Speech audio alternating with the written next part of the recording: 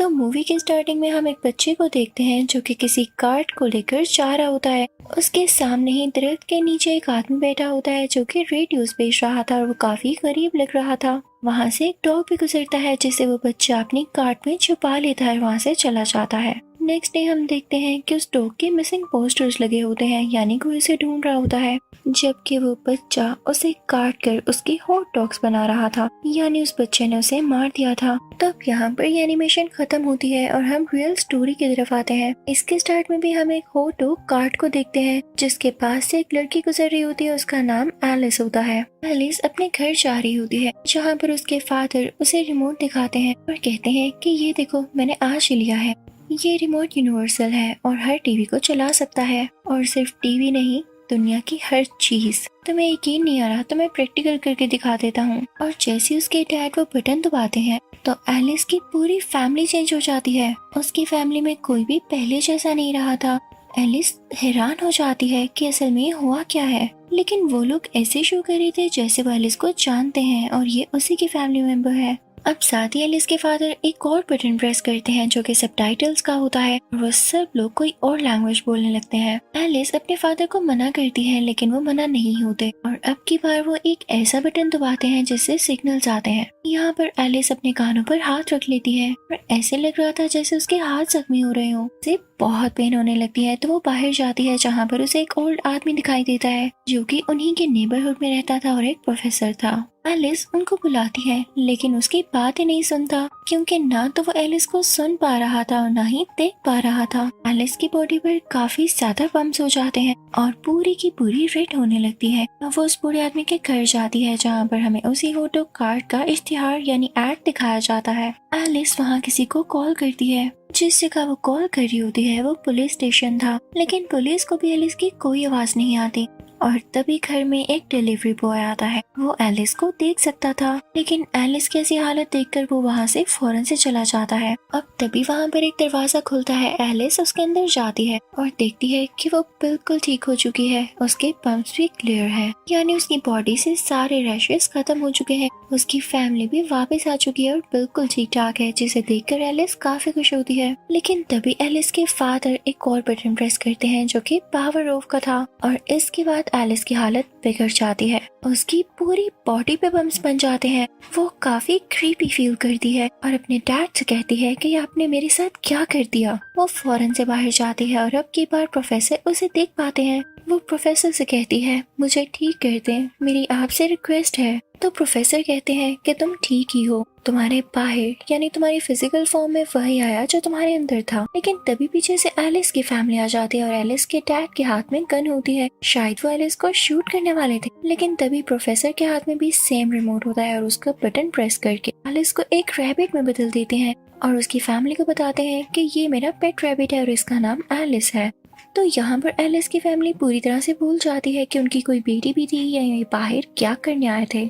तो उस प्रोफेसर से कहते हैं कि हाँ, बहुत अच्छा नाम है। और अब हम देखते हैं कि एलिस जो कि एक पेट रैबिट है वो हमेशा इस प्रोफेसर के पास रहेगी। और इसी के साथ ये स्टोरी यहाँ पर एक ब्रेक लेती है, क्योंकि अब स्टार्ट होती है इस मूवी में सेकंड स्टोरी। यहाँ पर हम एक सिक्योरिटी गार्ड को देखते हैं जो कि उसी हॉट डॉग कार्ट के पास जाता है। के बाद सीधा ही अपने अपार्टमेंट जाता है जहाँ पर ये रेंट पर रहा करता था, यानी इसकी फाइनेंशियल कंडीशन इतनी खास नहीं थी। इसके पीछे पीछे एक लड़की आती है और ये दोनों एक दूसरे को पसंद करते थे, लेकिन इसका कोई फायदा नहीं था क्योंकि ये लड़की इस अपार्टमेंट के ओनर के बहुत क्लोज थी और रिच भी थी। अब ये लड़का अपने घर में आके रेडियो ऑन करता है लेकिन वो स्टार्ट ही नहीं होता। यहाँ पर भी हम उसी हॉट डॉग का एड देखते हैं। अब ये एक बूढ़े आदमी के पास जाता है जिसके पास काफी मिस्टीरियस चीजें होती हैं और उनमें से एक ये यूनिवर्सल रिमोट भी था।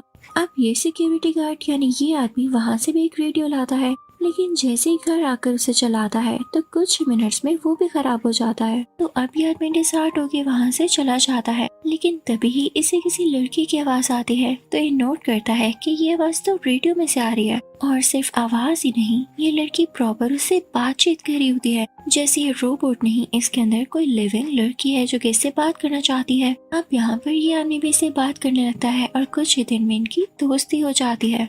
वो रेडियो गर्ल उसे सजेशन भी दिया करती, यानी चीजों को समझाया करती कि इसे कैसे हैंडल करना है और ये काम कैसे करना है। तो एक दिन ये आदमी उससे पूछता है कि मुझे पैसों की बहुत जरूरत है, मुझे क्या करना चाहिए। तो ये रेडियो गर्ल उसे गाइड करती है कि मैं तुम्हें एक जगह का नाम बताती हूँ, तुम्हें वहाँ पर जाना होगा और वही करना होगा जो मैं तुमसे कहूँ। अब वो आदमी चुपके से उस जगह पर जाता है जो कि एक रूम था और वहाँ से वो बहुत सारे पैसे लेकर वापस अपने घर आता है, यानी अपने फ्लोर पर स्टेयर्स चढ़ते हुए एक कपल उसे देख लेता है और उसके हाथ में मौजूद पैसे भी। तभी रेडियो गर्ल उसे कहती है कि जिस आदमी ने तुम्हारे हाथ में पैसे देखे हैं तुम्हें उसे मारना होगा, उसका मर्डर करना होगा। लेकिन वो आदमी नहीं सुनता और अपने रूम में आकर पैसे गिनने लगता है। अब वही आदमी रात को सिक्योरिटी गार्ड के घर चोरी करने आया था, लेकिन वो सिक्योरिटी गार्ड भी क्विक एक्शन लेता है। वो आदमी सिक्योरिटी गार्ड को मार भी सकता था, लेकिन उससे पहले ही वो इस आदमी को धक्का दे देता है और ये सीढ़ियों में गिरकर मर जाता है। लेकिन ये सब कुछ उस आदमी की दोस्त देख लेती है। तो यहाँ पर रेडियो गर्ल फिर से कहती है कि इस लड़की को भी मार दो। तो वही सिक्योरिटी गार्ड उस लड़की को भी किडनैप कर लेता है और उसके मुंह पर टेप लगा देता है।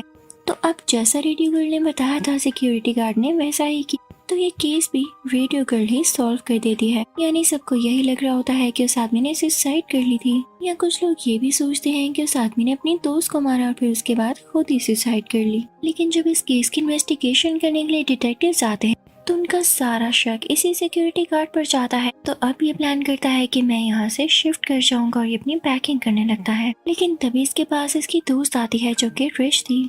तो वो इसको बताती है कि हमारे अपार्टमेंट का ऑनर समझता है कि उसके पैसे मैंने चुराए हैं, जो कि कुछ दिन पहले उसी के रूम से चोरी हो गए। तो सिक्योरिटी गार्ड तो जानता था कि पैसे चुराने वाला वही है और ये लड़की इनोसेंट है। तो उस लड़की को कहता है कि ठीक है, मैं तुम्हें अपने साथ ले जाऊंगा। यहाँ पर वो रेडियो गर्ल इस आदमी से कहती है कि इस लड़की के साथ जाना ठीक नहीं है, क्योंकि अगर इसे पता चल गया कि वो पैसे चुराने वाले तुम थे तो ये तुम्हें फौरन से मार देगी। लेकिन यहाँ पर ये आदमी इसकी बातों को इग्नोर करता है और अब उस लड़की के साथ वहाँ से निकल जाता है। जब वो लोग रास्ते में थोड़ा आगे पहुँचते हैं तभी रेडियो उस आदमी से कहता है कि अब इस लड़की को मार डालो। लेकिन सिक्योरिटी गार्ड को गुस्सा आ जाता है और उस रेडियो को ही तोड़ देता है, क्योंकि वो अपनी दोस्त को मारना नहीं चाहता था। लेकिन उस लड़की को तो पहले से ही पता होता है कि पैसे चुराने वाला यही था और वो जानबूझकर इसके साथ यहाँ तक आई ताकि इसे मारकर पैसे लेके भाग सके। और अब वो करती भी ऐसा है, वो इस आदमी को पीछे से शूट कर देती है और जैसे ही वहाँ से पैसे लेकर भागने वाली होती है तो वहाँ पर अपार्टमेंट का ओनर आ जाता है और उस लड़की को मारते हुए वो सारे पैसे लेकर वापस जाने लगता है। हम देखते हैं कि उसकी कार में भी सेम रेडियो है जो उसे गाइड कर रहा है, यानी इस आदमी को भी रेडियो के थ्रू सब कुछ पता था। और यहाँ पर स्टोरी नंबर 2 भी एंड होती है। अब स्टोरी नंबर 3 के स्टार्ट में हम एक लड़की को देखते हैं जिसको हम पिछली स्टोरी में भी देख चुके हैं। वो बुरी लड़की होती है और जैसे वो बिल्डिंग से बाहर आती है तो उसके सामने एक बहुत ही गरीब और हेल्पलेस औरत आती है, लेकिन ये बुरी लड़की उसे चाकू मार के मार डालती है। अब ये लड़की अपने किसी दोस्त से मिलने जा रही होती है, लेकिन जब उसके घर पहुंचती है तो देखती है कि उस घर में तो किसी और की पिक्चर्स हैं, उसकी एक भी पिक्चर नहीं है। इसका मतलब ये हुआ कि इसका दोस्त भी इसी जैसा ही बुरा और अजीब सा था, उसने किसी और के घर पर कब्जा कर रखा था। पर ट्विस्ट हमें ये पता चलता है कि ये लड़की अपने दोस्त को यहाँ पर मारने आई होती है, जबकि इसके दोस्त ने भी इसे यहाँ पर इसीलिए बुलाया होता है ताकि जब ये आए तो ये उसे मार डाले। लेकिन यहाँ पर जीत इस लड़की की होती है, क्योंकि पहले वो इस लड़के को बेड के साथ बांधती है और फिर इसके ऊपर आकर इसको स्टैब कर देती है, जिससे उस लड़के का काफी खून बहता है और वो वहीं मारा जाता है। इसके बाद ये लड़की शॉवर लेती है और खुद पर से ब्लड साफ करती है, लेकिन तभी वॉशरूम में ही इसे उस लड़के की यानी अपने दोस्त की आवाजें आने लगती हैं कि तुमने मुझे क्यों मारा। ये लड़की काफी डर जाती है, रूम में जाती है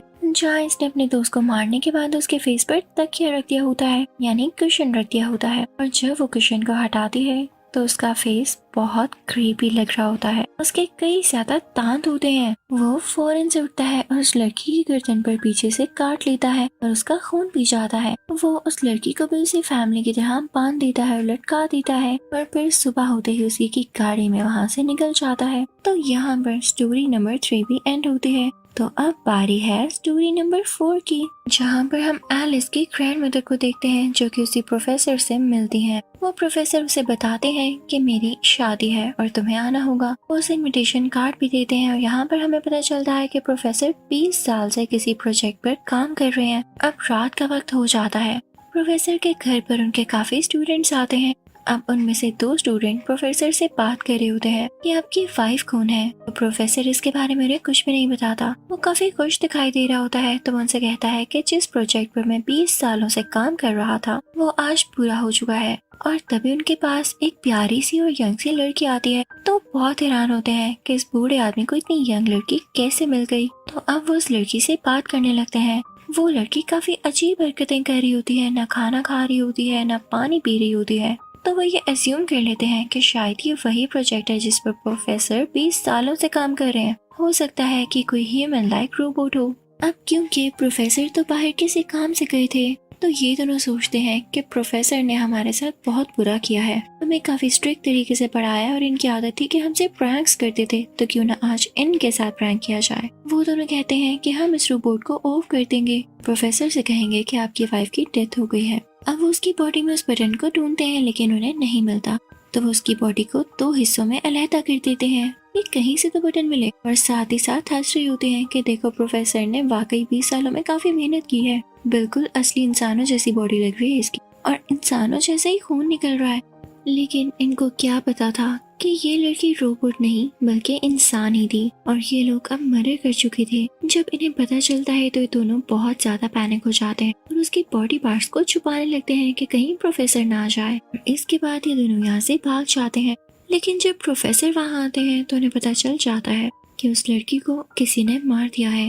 तो वो हैरान होने के सिवा और कुछ नहीं कर पाते और यहाँ पर स्टोरी नंबर 4 का भी एंड होता है। तो स्टोरी नंबर 5 के स्टार्ट में हम एक ऐसे डॉक्टर को देखते हैं जो कि काफी अजीब और जालिम था। उसे बहुत नोटिस आए कि अपने जुल्म कम कर दो, लेकिन उसने नहीं सुनी। तो अब उसे कोर्ट कहती है कि पूरे 30 दिन तक तुम किसी से फीस नहीं ले सकते हो, ना कुछ अर्न कर सकते हो और ये तुम्हारी सजा है कि तुम्हें क्लिनिक पर फ्री सर्विस देनी होगी। तो वो गुस्से में वहाँ से जा रहा होता है और उसी हॉट डॉग कार्ट से अपना हॉट डॉग लेता है। इससे पहले कि वो उसे खाना शुरू करता वो नीचे गिर जाता है। तो तभी उसे एक गरीब आदमी देखता है जिसे वो अपना हॉट डॉग दे देता है।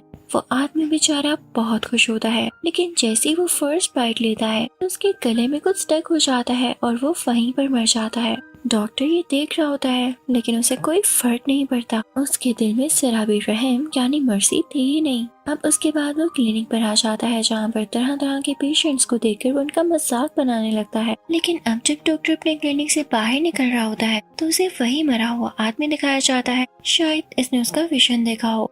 आगे जाकर उसे वो बूढ़ा आदमी भी दिखाया जाता है जिसके पास हमने बुक, रेडियो और ऐसी चीजें देखी थी। उसके पास वही प्रोफेसर आता है जिसे पिछली स्टोरी में टॉर्चर किया गया था और उसकी बीवी को मार दिया गया था। प्रोफेसर इसी बूढ़े आदमी के पास से एक बुक लेने आए होते हैं जिससे वो अपनी बीवी को जिंदा कर सके।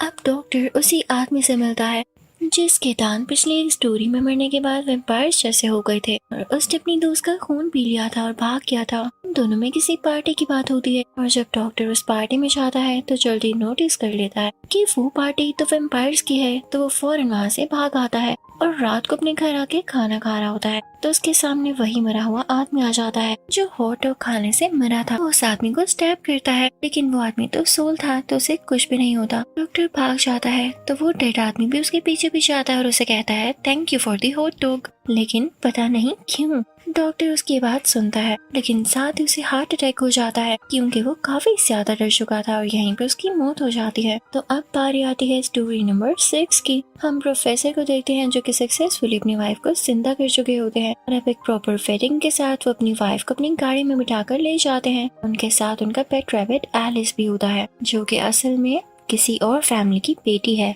एलिस की मदर जो कि वहाँ पर होती है उसे भी यही लगता है क्योंकि एक माँ कभी भी अपनी बेटी को कैसे भूल सकती है। वो बार बार अपनी फैमिली से कहती थी कि मेरी एलिस नाम की एक बेटी है तो उसकी फैमिली उससे कहती थी कि आपका माइंड ठीक नहीं रहा। और वहीं पर हमें हॉट डॉग कार्ट वाला आदमी दिखाया जाता है। शुरू में तो हमें नॉर्मल इंसान लगता है लेकिन असल में वो कोई और क्रिएचर होता है जो कि काफी ज्यादा क्रीपी था और उसी की वजह से सारे क्रीप शो या क्रीप सीन्स हो रहे थे। यानी जिसने इससे वो हॉट डॉग लेकर खाया उसी के साथ बुरा हुआ। और यहीं पर ये मूवी एंड होती है। Thank you for watching.